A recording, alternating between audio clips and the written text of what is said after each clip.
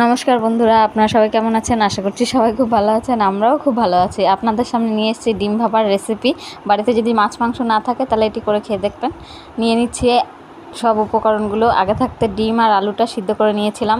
এরপর দিচ্ছি পেঁয়াজ কুচি, টমেটো কুচি, চেরা কাঁচা লঙ্কা, জিরে লঙ্কা বেটে রেখেছিলাম সেটা দিয়ে দিচ্ছি, রসুন আদা বেটে রেখেছিলাম সেটাও দিয়ে দিচ্ছি একটু পোস্ত, কাজু বাদাম বাটা, দিয়ে দিচ্ছি লবণ, হলুদ, কাশ্মীরি লঙ্কার গুঁড়ি, একটু চিনি, পরিমাণ মতো সর্ষের তেল। এবার ভালো করে মেখে নিয়েছি। মেখে নেওয়ার পরে ডিমটা দিয়ে ভালো করে মেখে নিচ্ছি।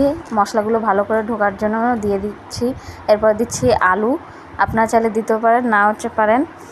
এরপরে কড়াই বসিয়ে দিয়েছি উনুনে, দিয়ে দিচ্ছি জল দেওয়ার পরে টিফিন কারিটা দিয়ে ভালো করে ভাপে দিয়ে দিলাম। আধ ঘন্টার মতন ভাপে দেবেন। খুলে দেখে নিচ্ছি, দেখুন কালারটা একবার।